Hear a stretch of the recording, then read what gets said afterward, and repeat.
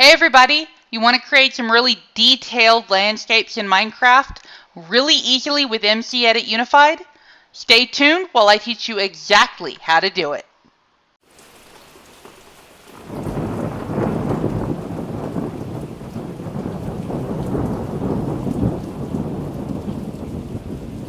Hey everybody and welcome back. I'm DragonflySara and I'm building JKR's Wizarding World in Minecraft. Today we're going to be using a height map to install the lake bed in MCEdit Unified, and then we're going to go in, clean it up, and you'll get a bit of a sneak peek at the live stream I did a couple of weeks ago when we did the dungeons. Let's jump on in. So, when I originally drew the lake, I drew it in 3 pieces. We've got this piece that goes, well, it looks like it goes around most of it, but it doesn't. And we've also got this piece and this piece. Now, if I take all 3 of those pieces at the same time and copy them, I can then paste them in paint.net. And they paste exactly 20 times larger than we want because they're going to paste by the cell size that I have in Excel, which is one cell is 20 pixels. So then if we go to the resize option and resize this by percentage of 5%, wait for it. It's working, committing changes. All right, and now we go to image canvas size. We will see that it's 759 pixels across, which is exactly the number of meters that I calculated in advance that we would need in width of the final lake. So this gives us an outline of the lake.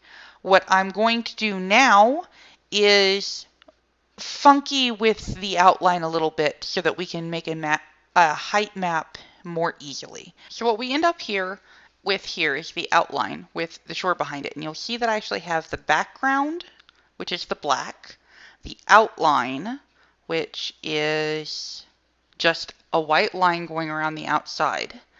And then I have the shore, which is the inside of the outside of what's outside the lake. So now what we're going to do is we're going to grab the center, everything inside the shore, using the magic grabber on the shore level. But then we're going to go to the next level down, and we're going to fill this in at 95% color. So that's just barely a difference in color, if you'll notice. And then we're going to copy that and go to the next layer down and paste it in and make it a little smaller.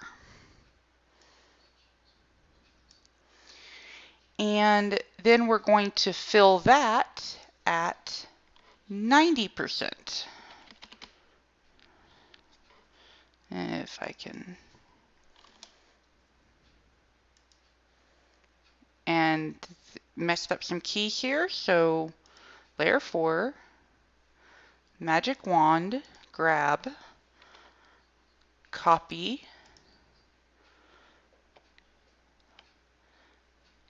paste here and here, and then fill this at the 90, and then copy, go to the next one, paste, make it smaller and smaller, and let's go up here a little bit smaller, and we're going to fill here at 85. And see how we're gradually getting darker as we go toward the center? I'm going to keep this up all the way down to completely black in the center, and I'll be right back with you. So, I know that this site map doesn't look terribly exciting at the moment, but theoretically, starting on layer 23, if I just merge the layers down constantly, we should end up with the same image. It's just all on one picture. And we're not going to merge our outline. That way, if we have to start over, we can. So all the way to the shore. And if we turn off outline and background, nothing changes. So this is perfect. Now what we want to do is go to Effects, Blur, and do a Gaussian Blur. And we're going to move this over so that we can see what's going on. And we're just going to make it so that we don't really have those straight lines anymore. So it looks sort of like this. And we're going to hit OK. And then we're going to copy this into a new file. Just like that. File, save as, and we're going to save it as height map, PNG, save. Okay. We're going to really quickly go back over here and undo the Gaussian blur. Like that, so that we can come back to this file if we need to. And we are going to save this project file and go ahead and close it so we don't accidentally make any more changes to it. Here, we're going to do one last thing, and we're going to stylize adjustments. Adjustments, black and white. It didn't change anything. That's good. It wasn't supposed to, but just in case it would, I did want to make that change so that we ended up with a black and white height map. Here we are in MCEdit Unified, version 1.5.6.0 for Microsoft 1.8 to 1.11.2. I know I'm working in 1.12.2. It does work, just some of the blocks are purple instead of what they're supposed to look like. I'm using the filter called Landscape V4. And I'm setting it to a max depth of 60, and I put in our file name right here, heightmap.png. And it should give me a pasteable ONG. Okay, that would be the problem. Try a P in there and see what happens. Here we go. Now it's going to take a very long time to think. Okay, so I had to edit my selection a little bit in order to make this work. And then I used fill and replace several times to take out grass, dirt, and stone within the selection. I'll show you how I'm doing that now as I replace wool of any type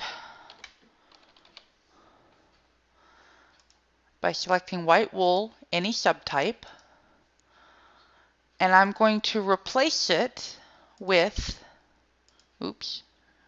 stone. And now replace. It's going to record and undo, and then what it's going to do is it's going to replace every block of wool in the selection, because remember, wool is what we created our terraformed land out of. It's going to replace all of that wool with stone. After that selection is done, I'm going to show you one other filter that I use, and then we're going to go in world and do a lot of stuff, a lot of terraforming with the world edit brushes. Now that the wool is all stone, I'm going to use a filter called topsoil, but I need to change my selection first. I need to bring the bottom layer up so that I'm looking at a height of 1. I only want to do this first change to the top layer, which will be Y62. And so you can see here that I'm at 759.61 1H. And I'm going to use a filter called topsoil.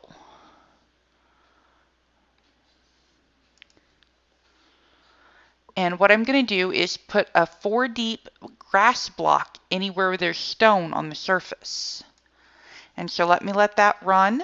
Then I'm going to remake the selection where I'm selecting everything except for this top layer. So I'll be doing